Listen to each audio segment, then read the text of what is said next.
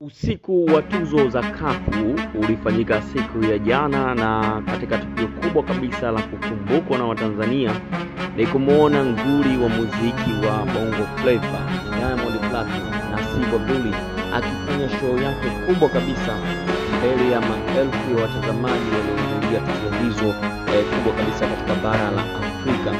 Na katika siku ya jana ilikuwa ni siku ya kipekee sana kwa Diamond Platnumz kuweza kufanya show mbele ya mastaa wakubwa wa soka barani Afrika, lakini vile vile mbele ya rais wa shirikisho la soka duniani FIFA Gianni Infantino, bila kusahau rais wa shirikisho la soka Afrika Dr. Patrice Motsepe.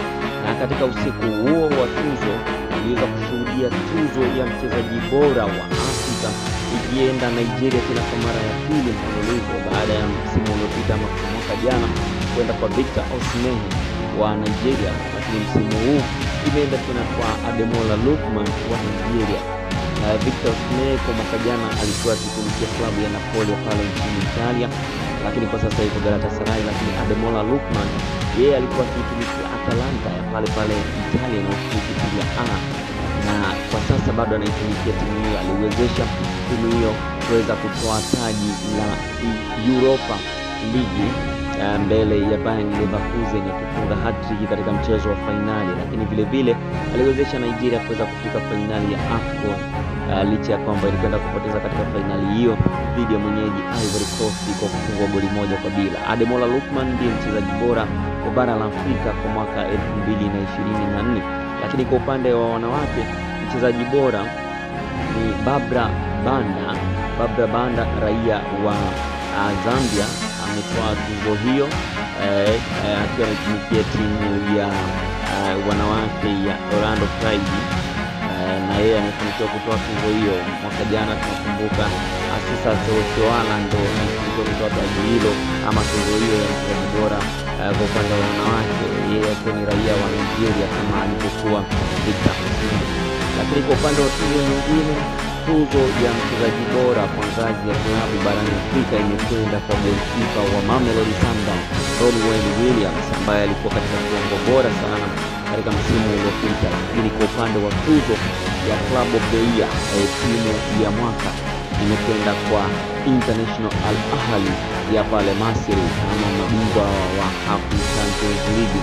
Lakini kwa upande wa tuzo nyingine imekwenda ni tuzo ya klabu bora kwa upande wa wanawake ambayo TP Mazembe Queens yenyewe imefanikiwa kutoa tuzo hiyo. Kwa hiyo tumeweza kuona na tuzo ya goli bora la mwaka 2024 limekwenda kwa mshambuliaji wa Angola Cristóvão Mabululu.